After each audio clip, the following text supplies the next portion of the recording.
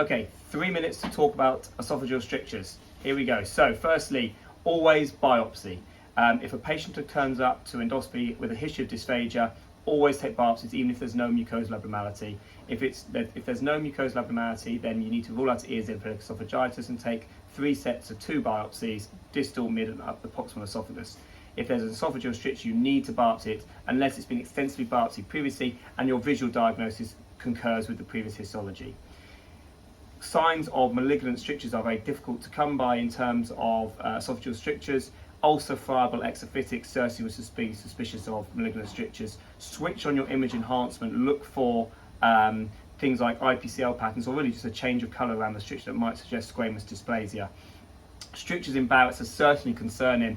There is of course the increased risk of peptic strictures because of the reflux insult, but strictures in Barrett should certainly be making us think about the possibility of there being neoplasia there.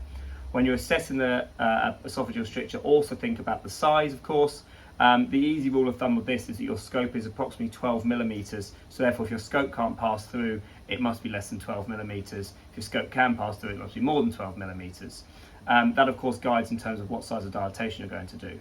You must of course map the esophagus before you dilate for the first time. It's important to know about how many strictures there are. There can be multiple strictures and how tight things are. It's easy to assume your first stricture is your worst stricture, and there might be a worse one further down. Therefore, either use a paediatric scope or you can use fluoroscopy. When we're talking about strictures, there are 2 types. There is complex esophageal strictures and simple esophageal strictures. A simple stricture is short, less than 2 centimeters, and is not particularly tight, i.e. your scope can pass through. A complex stricture is all others. You can get more complex definitions than that, but that's a nice easy one.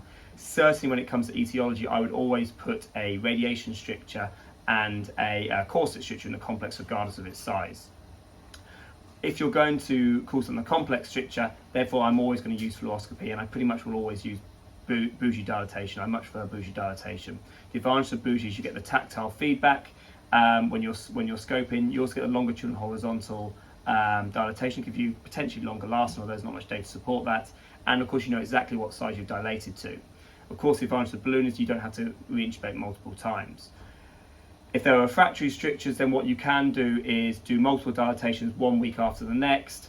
Once every 1 to 2 weeks you can inject steroid into the stricture. There's conflicting data on that. You can use a needle knife in certain types of strictures. You can use a stent to remodel the esophagus, and of course you must pull that stent out within 6 weeks. And the big thing is of course to consider self-dilatation, which we have about 50 patients on. Finally, a quick word on malignant strictures.